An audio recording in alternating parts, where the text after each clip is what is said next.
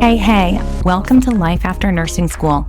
I'm your host, Caroline Dana, aka Nurse Coach Caroline, and I'm here to help you, the new nurse, thrive in your career. As a former nurse recruiter, nurse manager, and now your personal new nurse career coach, I'm obsessed with making sure you don't just survive your first couple of years at the bedside. I want you to absolutely rock them. From the challenges to the triumphs, I'll be right here with you, giving you the real-world advice and support that you need to shine. Whether you're in nursing school getting ready for life after, or you're already out there in nurse life feeling overwhelmed or even questioning your confidence, I've got your back. I'll be sharing tips, tricks, resources, and strategies that are just for you. We'll dive into everything from landing that dream nursing job to slaying imposter syndrome, and most importantly, how to keep that spark alive and stay the vibrant and amazing nurse that you are.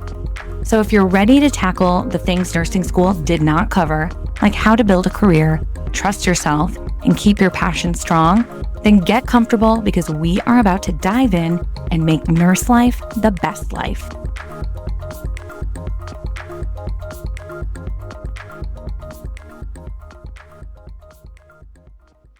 Before we jump in, I want to introduce today's guest because this episode is packed with practical money strategy for real nurses. I'm joined by April Waddell, founder of NurseMoneyDate, a financial coaching and education company helping nurses build confident, sustainable financial lives at every stage of their careers. She's a former ICU nurse and a certified financial education instructor, and she created NurseMoneyDate after COVID highlighted a major gap in nurse-specific financial education.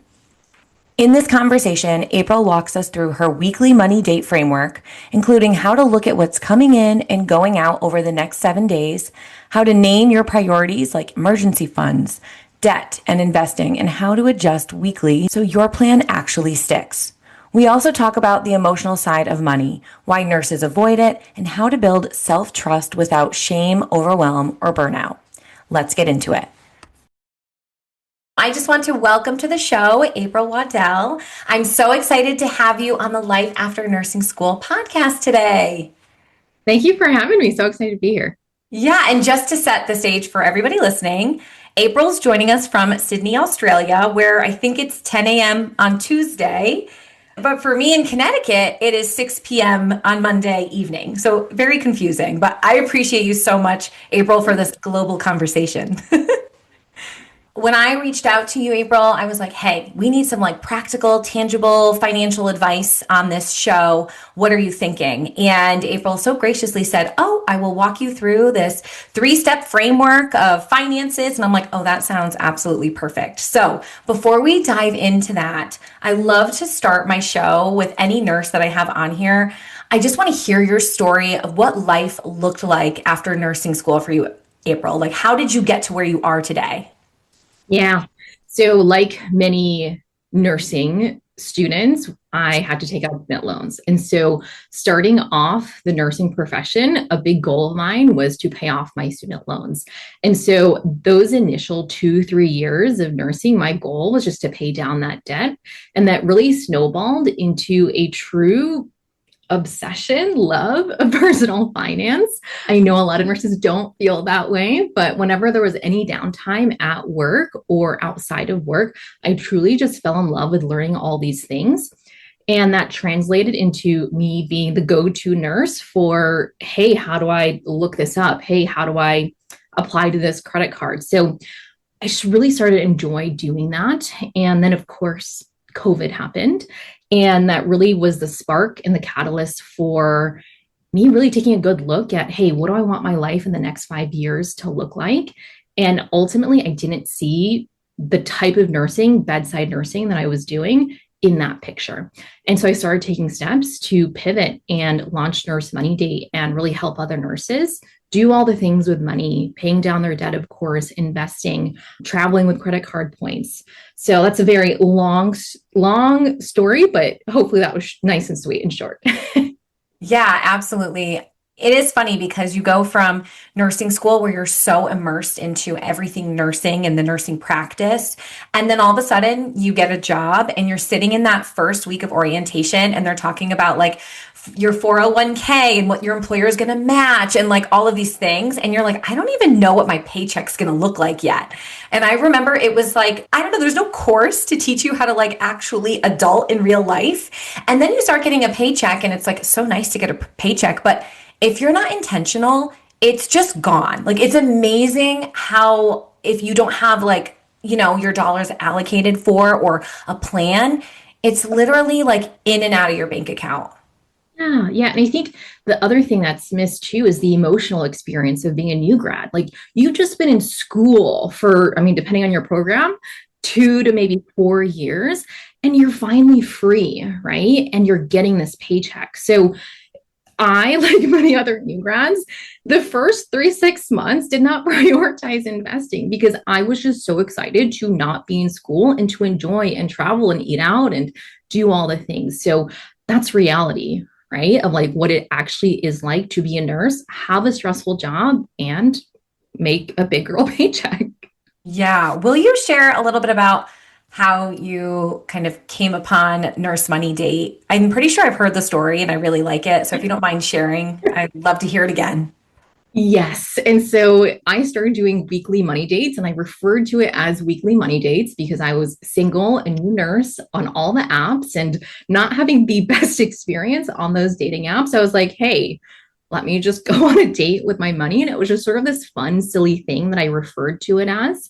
And I knew it couldn't be that long because it was going to be very overwhelming. So I just started doing small chunks every single week, small chunks from, hey, what money is coming in? What bills are due this week? To, hey, let me finally take a look at that HR, benefits package. And so through that, I really started integrating that into the work that I was doing with nurses. And so the first clients I worked with were nurses that I knew. I really had to see like, this works for me. Does this work for other people? So I was still working full time as a nurse while I was testing out my process that I applied on myself. And then ultimately, you mentioned earlier, I'm in Australia. So my husband got a job offer in Australia. And so I had started to decrease my hours at work as I started to get more clients through Nurse Money Date. But of course, with moving internationally, I was like, hey, this is the time to actually do it and go all in because we are literally moving halfway around the world. And my plan initially with Nurse Money Date was like, let's just see how things go for a year. And then, maybe I'll work as a nurse in Australia. And thankfully, it's been going really well. So that was really the start of Nurse Money Date and the weekly money date practice. I love that because I think you're either very avoidant with your money or you're all in. And I think, sometimes it's hard to go from avoidant to all in. So making it fun and sort of dedicating some time weekly or monthly or however that looks, for you and your bills is really helpful. I remember I really started looking at my student loans and even my car payment when I first came out. And I was like, okay, which one has the highest interest rate and which one should I be paying down first? And I felt like I was being so strategic. And honestly, it's quite simple, like looking back, but it starts with a little bit of that where you start to educate yourself. And then as you're strategically putting your money in a certain direction and you pay off that first bill or loan or whatever it is, you feel so good. And then you're like, okay, like what can I tackle next? Yes, exactly. I love that you said that because nurses who are avoidant with money have this vision of like, I will only feel good if I'm debt free, if I have this many, months in my emergency fund. But the truth is exactly what you said. You start to feel better when you start taking small steps, and then you have the momentum and the excitement of like, hey, I'm doing this thing. I can keep doing it and keep doing it. Yeah. And you mentioned COVID and, COVID happened. And I think people in COVID had everyone had a very different experience when it came to finances. I know some people were laid off and whatnot. Me and my husband are both in healthcare. So obviously nurses, we were begged to come in extra hours and we weren't obviously going out to eat or anything. My husband was actually deployed with the military during COVID. So we were able to save a lot of money. I feel like, which was kind of not the norm. I feel like most people were kind of more so, I think, struggling with money and, not getting their typical income. And we were actually able to get our typical income and save. And that was very eye-opening for us. Like, wow, we spend a lot on a day-to-day in normal life, if you will, non-pandemic times. And with that money saved, it was so funny. Don't judge me, April. We were deciding between whether we wanted to put in a pool or buy an investment property. And thank God we bought an investment property because yes, the pool would have been fun. And my kids still ask me to this day, are we getting that pool? And I'm like, no. But the investment property has been able to make us money. And that was my first really big eye-opening experience of like, wow, my money is working for me. And now that I know we're getting this somewhat passive income coming from our short-term rental property, I don't need to work full-time anymore. And now I can basically pivot in my career based on the season of life I'm in and other things with the job versus strictly money. Yes, yes. And specifically with COVID-19, yes, of course, like as a nurse, oh my goodness, so many things going on, right? I feel like I can't even summarize that in one sentence, but truly, if we take a big step back at all the big things, right? The financial crisis of '08, the depression, the Cold War, all those big historical things in the moment, oh my gosh, terrible, right? But after, there's a real great transfer of wealth. Ultimately, the biggest thing is during COVID-19, that was a real big opportunity, obviously for your family, but for so many Americans and so many nurses when they did the right things to build a lot of wealth. So you spoke about one of them, right? Real estate. Look at all the wealthy people. It's three things: real estate, the stock market, entrepreneurship, and a business. And so I want to mark that as an opportunity because things are going to keep happening in the future, right? As things do. And so to really look at those opportunities as your chance to build wealth for yourself, whichever, adventure you choose, real estate, stock market, or entrepreneurship. Yeah, I definitely agree with you on that. Now, why don't we get into your framework? Share with us, walk us through it. I'll pretend like I know nothing, and I'm sure I will learn stuff along the way, even though I know some things. Perfect. Well, listen, this is going to be super straightforward, and we're really going to lean into what everybody already knows as nurses. So the first thing I really want to focus on is the skills you already do have as a nurse. A big reason why nurses are avoidant is we build it up to be this thing that we don't know anything about. But the truth is, you know a lot more than you think. So the first thing that we're going to focus on, the first step, is really to look, right? And so this is leaning on your assessment skills as nurses, right? You do head to toe assessments, you take vitals, you review vitals, you notice trends, you notice patterns, you know how to ask the right questions, right? So you're already doing these things. How do we do this with our money? So the first thing, and if you do one thing, this is really core and pivotal, and this is the first thing I have all my clients do, is to really eliminate this language. April, I don't know where my money is going. I have no idea like how much I'm spending. I don't keep track of it. So that's the first thing we're going to look at. Truly do it for 7 days. So whatever day you're listening to this, just fast forward and say, in the next 7 days, what bills are due and what am I going to spend money on? That's it. You just have to worry about 7 days. And so if you can do that piece alone, you're already set up for success, right? Because you know your capacity to do other things, to pay down debt, to invest. So that first thing truly is looking and assessing, what funds do I have and what are my obligations for the next 7 days? Yeah, I think that is really important because I think you realize how many times you're swiping your credit card or paying for something.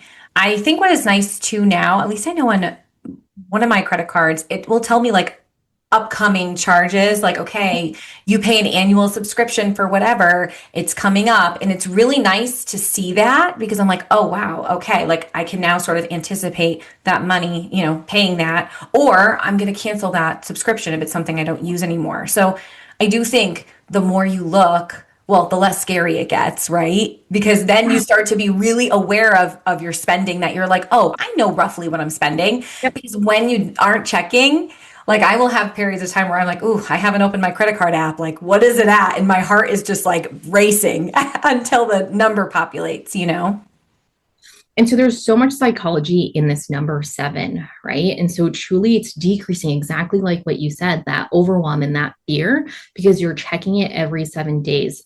What I encourage my clients to do and what I, want you guys to consider is paying down your credit card every 7 days. We just experienced this in the new year, the fresh start effect, right? That feeling of like, okay, there's a clean slate. I can start something new. You can give that to yourself every 7 days. So again, looking at what is due and looking at what we've spent in the last 7 days and paying off that credit card, right? So you're not afraid to look at it and you're forced to look at it every 7 days is really key. I like that rule of thumb a lot because you can't be too scared in the last week. You kind of know if you've made a big purchase or not. You didn't forget that home goods haul, Exactly. I told my clients, I was like, there's only so much damage you can do in 7 days versus what a lot of clients do is 30 days or 2 weeks with their paycheck, which is very normal. They get paid bi-weekly.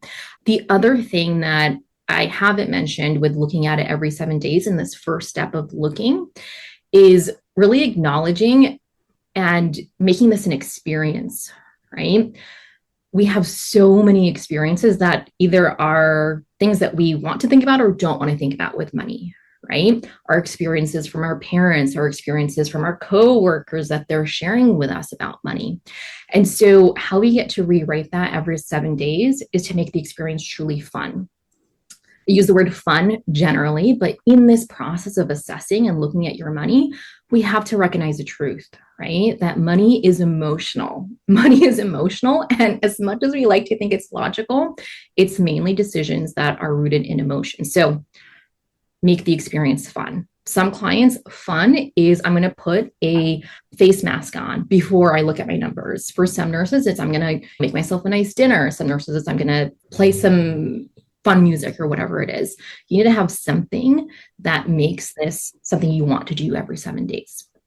Yeah, I think that's really, really important, especially because there's so much behind our mindset around money and, like you said, what we've grown up with. And it is funny because now here, me and my husband, we've got 3 kids, and I see those things that like my parents used to say coming out in both of us. His parents said the same things. Like he'd be like, shut the door, the heat's leaving. And, everything's scarcity, right? Like, I'm like, money doesn't grow on trees. And I'm like, who am I? Like, I am my parents. And, I don't think that's a helpful mindset. It's more of that scarcity and panic and negative emotion around money versus, look at all of this abundance and the experiences you can get from money. It's so true, right? But I also want to applaud you for being aware of that.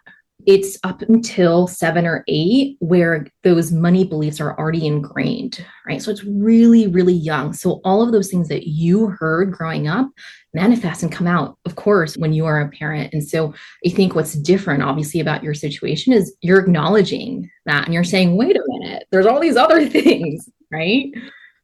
It is so true. Now, what is your second step after assessing your funds, where your money's going? Yes, perfect. So let's go back to the nursing process, right? So it's truly, you have your information, you have the numbers, you have your assessment. The next step is, I refer to it as just naming. So the first step is we're looking. The next step is we're naming. And so it's really understanding triage, right? Prioritization. And so it's in nursing, it's understanding what's urgent versus important, what's an emergency versus something that this can wait a little bit later. And so this is where I really want to get into some general rule of thumbs. Personal finance is personal. I hate when I hear other people say it, but it's so true. So these are just rule of thumbs. Okay. So in this scenario, let's just say that you don't have a fully funded emergency fund. Generally speaking, a fully funded emergency fund is 3 to 6 months, right? So if you don't have that, it doesn't really make sense to invest yet, right? The thing with investing is you want to keep it there, at least money that you don't need for 5 years, right? So that's an example of like something that you can name. In this week, on my weekly money date, my priority with the extra funds that I do have, they're going to go to my emergency fund because I'm not at investing yet. Another example that I really want to spend a little bit more time on, because this comes up so often with nurses, is do I pay down my debt or do I invest? And so this is something that we have to be really, really intentional on. I actually did this breakdown for a client recently, and the difference of this decision over the course of her lifetime came out to $1 million, right? And this is not her working more overtime, it's just making this decision. So really want you guys to understand this. If you have debt that is low interest, so low interest is, for many people listening, federal student loans. So it's debt with an interest rate less than 7. Okay, so anything above that is high interest debt. So we're talking mainly for this audience, probably credit cards, right? And so if you have low interest debt, only federal student loans, for example, your money will make more money if you invest it than if you pay off additional than the minimum of your student loans. Let's talk about the flip side. Okay, you have high interest debt, credit card debt. Usually the interest rates are 20% plus. You're going to make more money, as in save more money, if you pay that down versus investing. So in step 2, it's really understanding, where am I at right now? It's not where am I at forever. It's where am I at right now? And what am I going to prioritize? Okay. So that first step look at where you're spending and, from today plus 7 days out, right? So at that 7 day, you're looking back and seeing, okay, where am I spending? And you're also looking at all of your different debts, right? And then number 2 is now you're naming like the priority. You're kind of triaging your debts or where your money should be going. Am I understanding that correctly?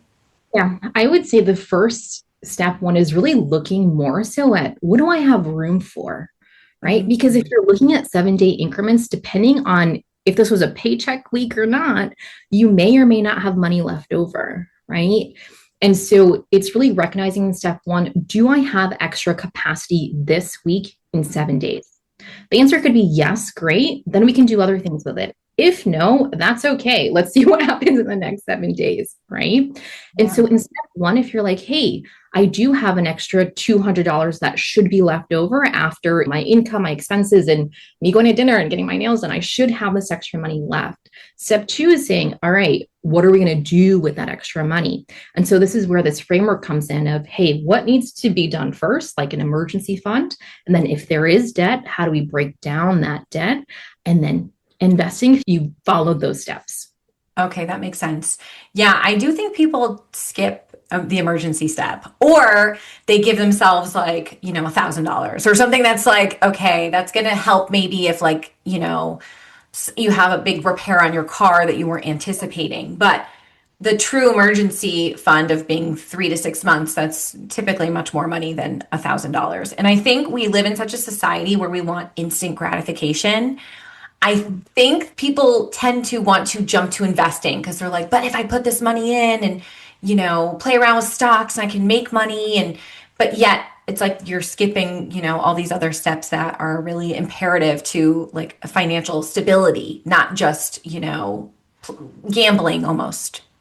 Yes, exactly. And that's why I really like this 7-day framework, because it's breaking it down and saying, okay, yes, I'll get my paycheck in 2 weeks, but it breaks it down so small that you can't think all those things of like, if I day trade and if I sell stocks and if I buy them, it's what can I actually literally get done a week from today? That's so doable for our nurse brain, right? Yes. We're juggling so many things at work and then outside of work, right? Regardless of what stage of your nursing career you're in. That's why this is so important. You can accomplish anything you want, but you can only accomplish so many things in 7 days. And it forces you to break it down that way. So true. Then what's the third step of your framework? So the third step is adjusting. So if we compare this to, what we do in the hospital, it's you do the thing, you implement the thing, and then you adjust based off of how your patient is responding, right?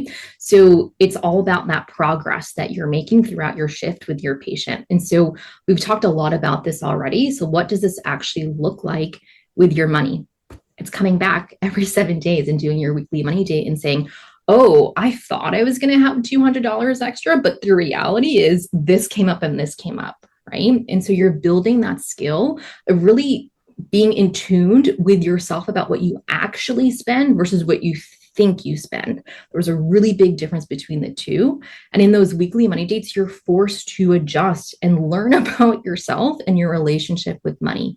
And that is so powerful. So the third step is we're repeating it, right? We're saying, okay, we're doing this again. We're showing up on our weekly money date. We're saying, okay, truly in the next 7 days, what's coming in, what's going out? Is there money left? If there is, great. This is my priority in terms of where I am with my money and my finances.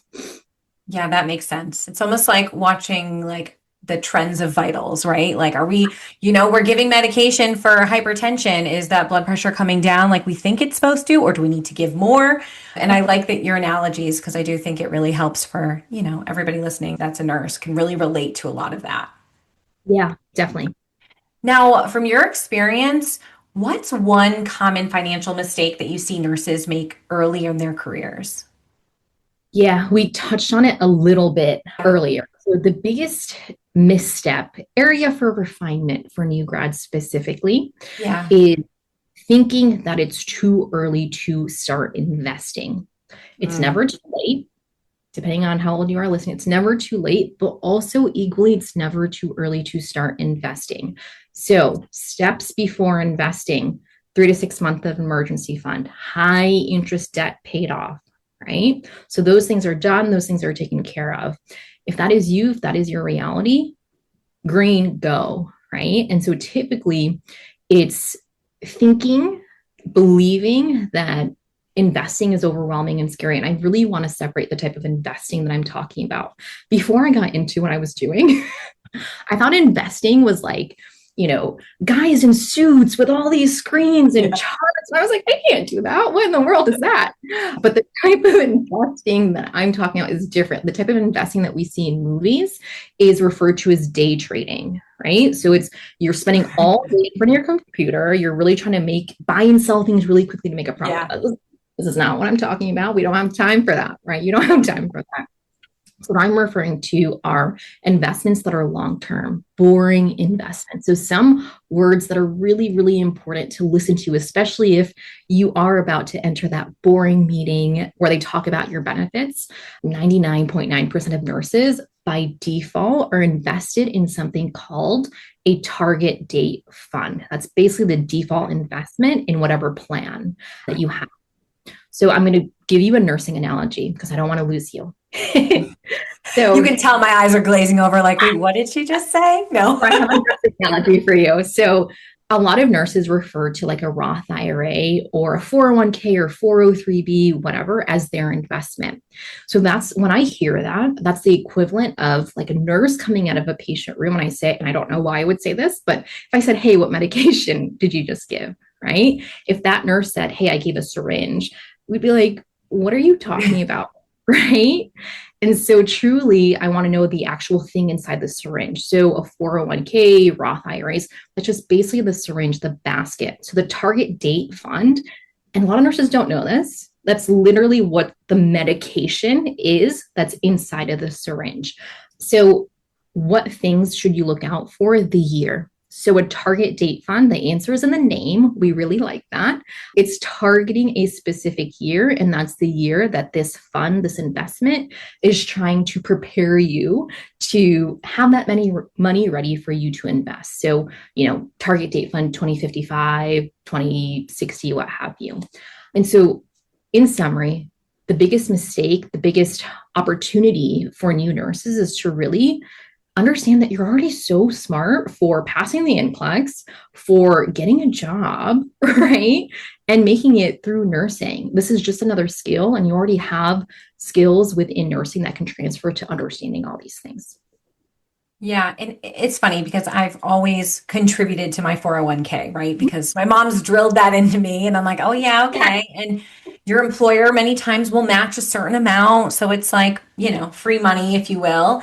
And I really haven't appreciated it until now. Here I am, I've been a nurse for 13 years and I'm like, wow, that's really grown a lot. And I don't feel like I did a whole lot of heavy lifting. You know what I mean? So I guess what I'm trying to say is if you are new to the career and you are young, definitely invest because you have time on your side. And I, again, don't think I appreciate it as much as I almost wish I would have, but grateful that I've contributed. Yeah, that's huge. And 13 years of compound interest. Oh my goodness. That's what it is. It's like, wait, there's no way I had all that money that I invested. I'm like, oh no, my money's making money. Yeah. That's what we like. Yes, exactly. And so I'm just going to give like sort of easier round numbers. So Sure. to get from $0 to $100,000, let's just round up and say 8 years. Okay. To get to the first 100K, right? From 100K to 200K, it's typically like 4 to 5 years. So it's just exactly what you're saying. It takes less time for your money to make money once you've got the ball rolling. Yes. The beginning, you're like, I'm so young. Like, do I need to worry about retirement? But you do, because life does happen. And I think putting a little, it might even feel like a little bit, or it might even feel like a lot. It adds up. It really, really does. And I think I don't know, and a lot of times, all the time it's taken out of your paycheck. You don't feel it. It's not like you take it out of your paycheck yourself, go to the bank and invest it. So it makes it easier. Exactly. And there's one other thing that I really want to mention that's going to be really valuable to your audience. Yeah. And we don't know what people don't know. So I just really want to say this because this can truly save you so much money. And it's a really big part of career planning too, right? So there's a word called vesting. Just know this is different at every hospital, right? So does it mean that your friend has this, that you have this? You got to check your own policy. Unfortunately, I've seen the dark side of this, if you will. I had a client come to me and she had no idea that this was even a thing. And so she left probably, 3 weeks short of her vesting date.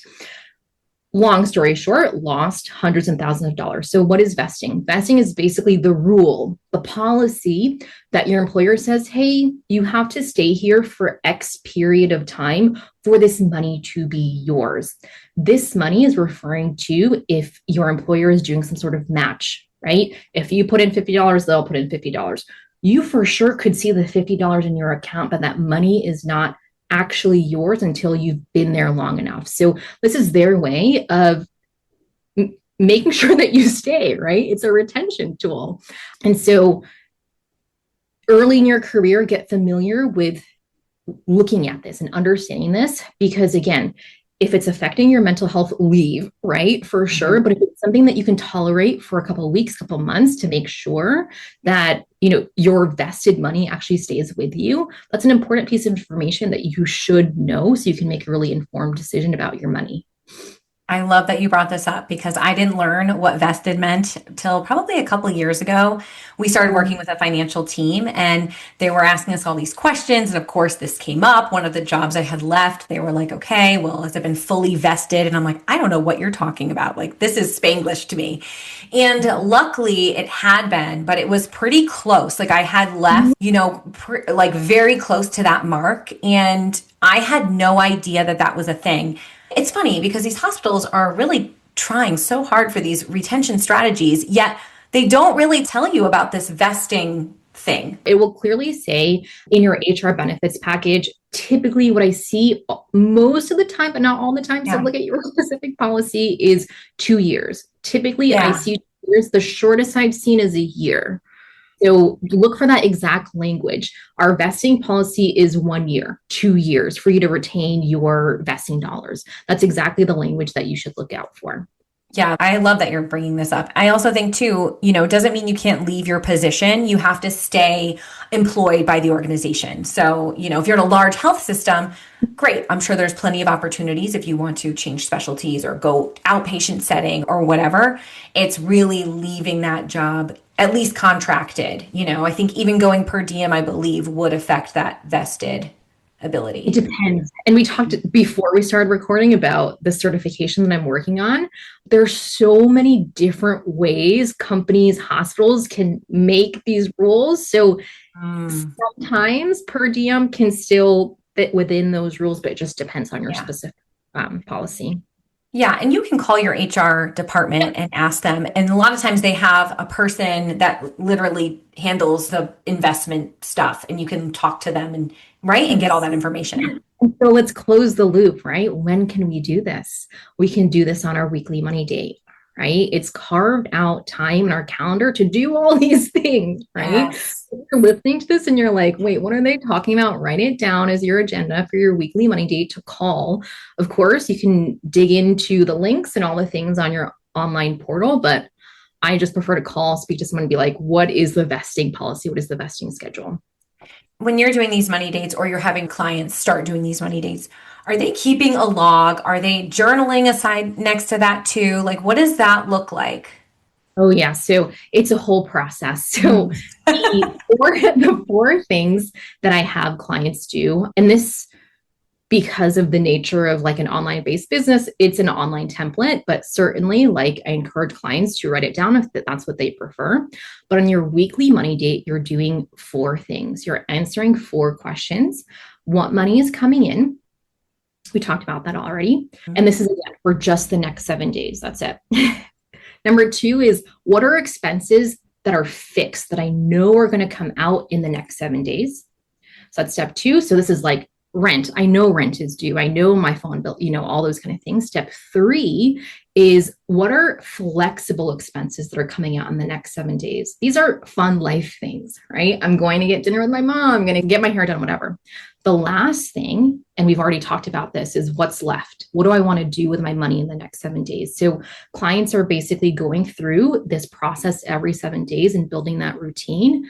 With it, of course, we're building their specific routine and ritual that they can really return to and truly enjoy, like doing every 7 days.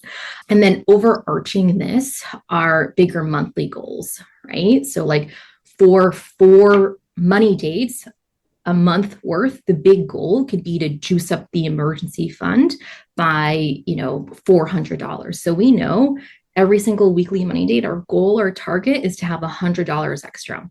So that's the bigger picture, what those look like.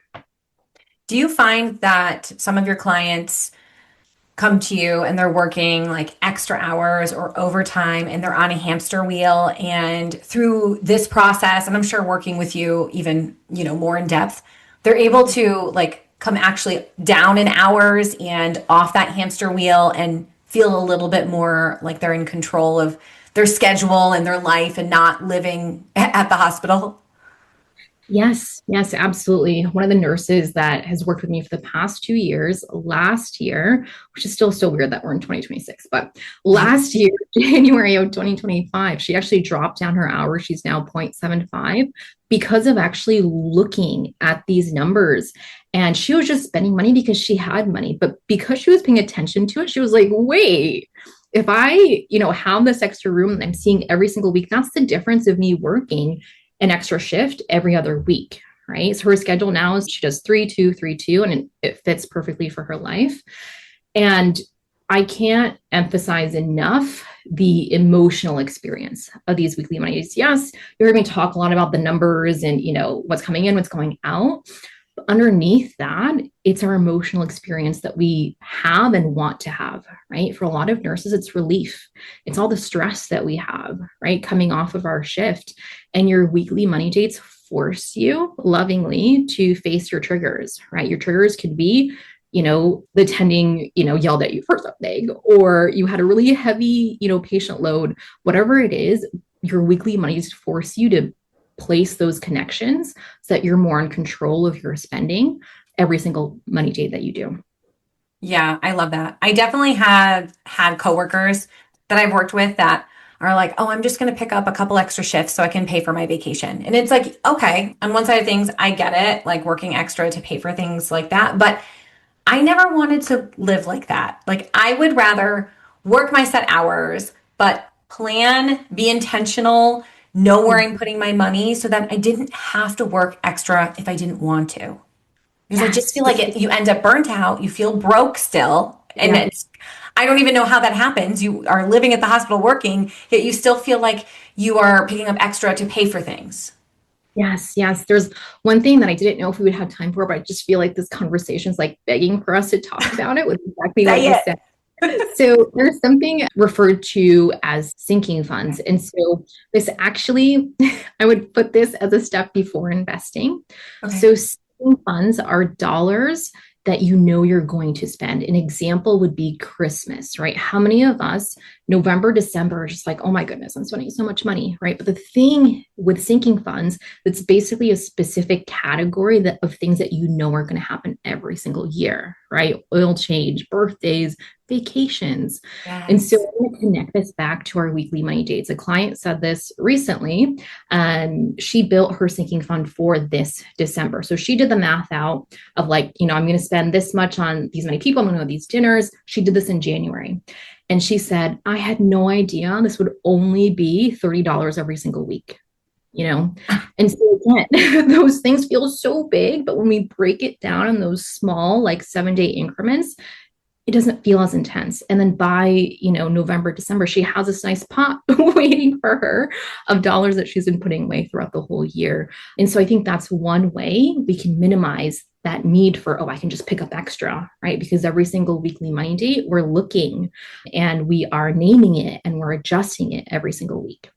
Yes. Okay. That reminds me too, when I first started as a new grad, the hospital I was at they worked closely with a credit union, and you could just deposit a certain amount every single paycheck into this credit union. And I remember I allotted for like $20 a pay period, and it was going to be my Christmas fund. And I had kind of forgotten about it because you really don't see it. Of course, you can check your credit union and see it growing, but I really never did because, again, I was still like learning how to be an adult, right? And I remember like Christmas came around and my mom was like, didn't you do that fund? And I'm like, oh, and I like opened it up and it was like, I don't know, it was like $1,500. I don't know, something around there. And I was like, I had all of Christmas paid for. It was so amazing. And then from then on, I'm like, oh yeah, like me and my husband do the same thing where we have a bank account. We just throw money into it throughout the year because we have 3 kids, right? Like, and it's not cheap for anyone, whether you have kids or not. Like the holidays are so expensive, but planning ahead makes such a huge difference. And that's also such a busy time of year. So to be working extra and then going to all of these holiday functions and finding time to do your shopping and, traditional activities, like there's just not enough hours in the day. And then I think too, when you pick up overtime in those specific situations, it's fulfilling a story that you've been telling yourself, right? I avoid my money. I wait last minute. I'm not responsible, right? And so by doing overtime and relying on that system, that is a system, whether it's a good or bad system, is a different conversation. It's following this belief that I can't be trusted with my money because I do these things, right? Your weekly money date is your opportunity to rewrite that story. Look at me looking at these numbers. Look at me paying, $20, $30 a week to have a really great Christmas season.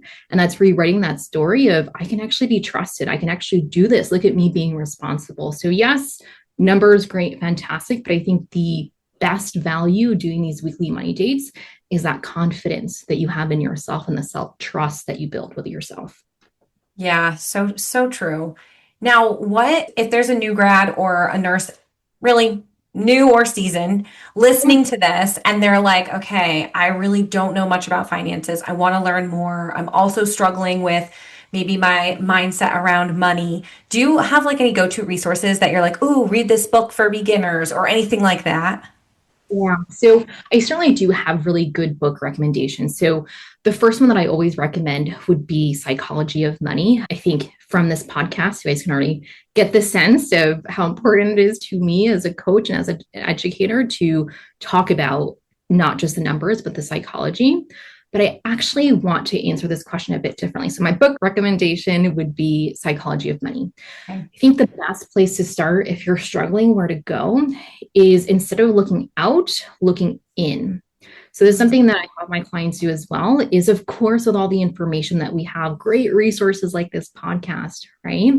It's natural to look out and get those resources. What I want you to do first is reflect and say, what do I actually want? What do I actually care about? Do I actually like eating out? Do I actually want to travel more? Do I truly want to go back to school? How does this debt actually make me feel? Is it a debt that I'm like, whatever, I'll just pay it, till I'm dead, right? Or is it debt that really weighs on me?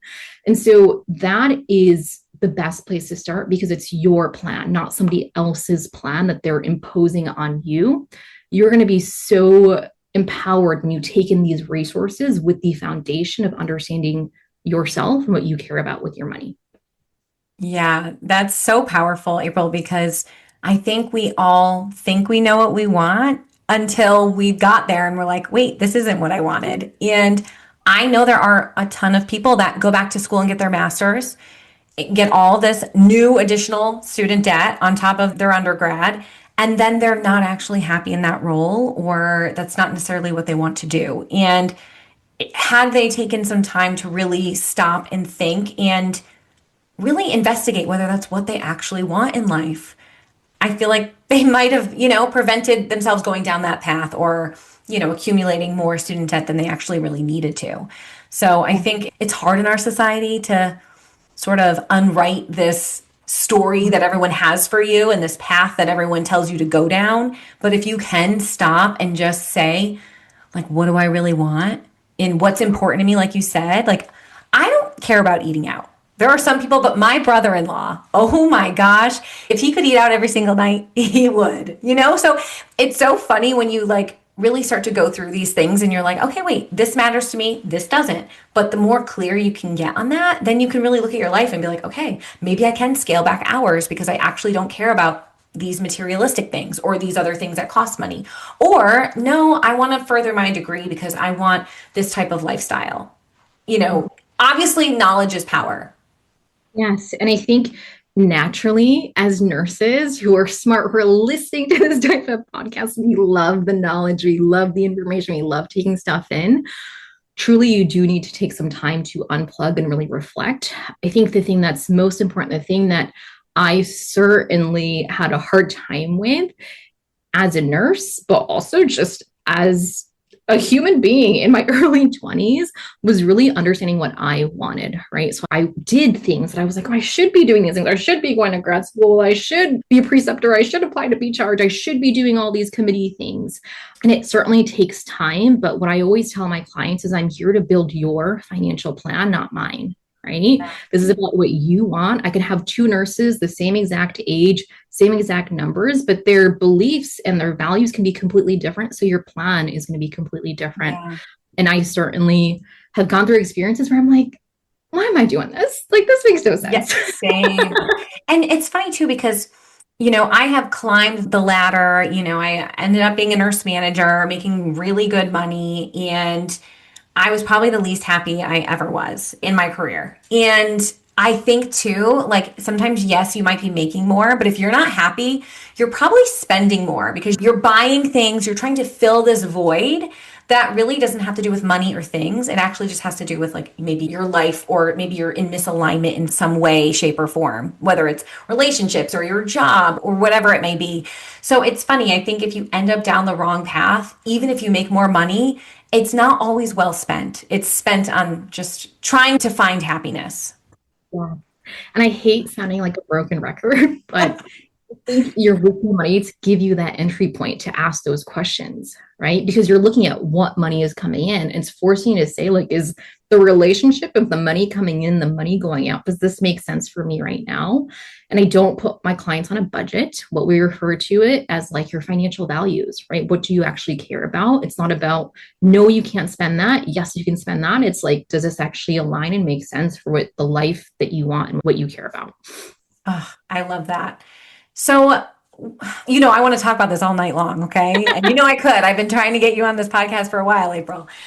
But before we kind of wrap it up here, what does it look like to work with you? Or do you have, multiple services, or is it like a one-on-one? What does that look like if someone's listening like, oh man, I need April in my life? So very simple. There is one offer, one core offer. And I'll give you an example of who would be ready and who would not be ready for this. So it's a 12-week program. So 3 months, it's a hybrid. You get direct access to me. I look at your numbers, all the things, your weekly money dates, your investments, your investing schedule, everything that we talked about. And it's also group. So we do weekly group coaching calls as well. I would say the nurse who is ready for this is the nurse who knows they don't want to do it alone. Right? Because I can't give a specific age. I've had new grads sign up the first day of work, and I've had nurses sign up 2 years out from retirement. So I see a really big age range. So truly I know I just don't want to figure this out on my own. Or B, I've tried DIYing it, right? I've tried piecing things together from TikTok, from YouTube, and it just like doesn't make sense. And so that's the structure, and that's who I would really recommend. Makes sense for the mentorship. Yeah, that makes sense. I think, and 3 months, that's like a good amount of time to really feel like you're getting your ducks in a row and things situated, hopefully. So that's great. Now, if people want to connect with you or follow you, where can they find you? Yes, everything is really easy. Everything Nurse Money Date. I'm mainly on Instagram, but in 2026, trying to pivot a little bit more towards LinkedIn. So again, Nurse Money Date on LinkedIn as well. Website, nursemoneydate.com. Beautiful. Okay, I'm going to ask you my final question that I ask every nurse on the show. If you could go back in time and talk to the new grad April, what would you tell her either about money or her career in general? Yeah. And so I think this would really be speaking to new grad nurse April with her nursing career and her professional career, which obviously relates with money, but I would tell April to slow down and to not rush so much.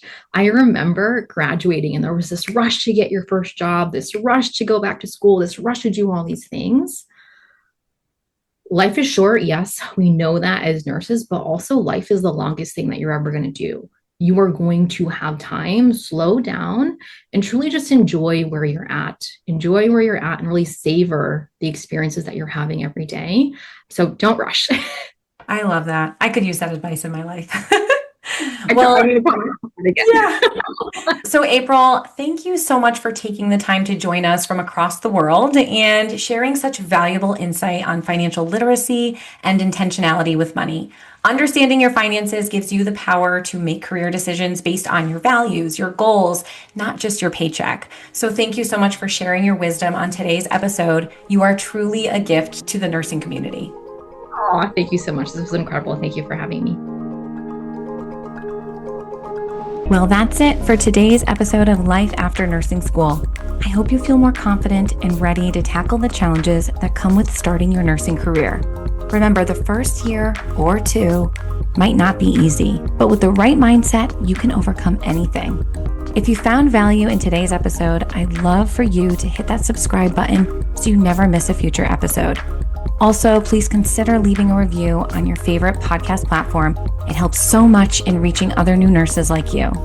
Thanks for listening, and remember, you've got this. Take care and see you next time.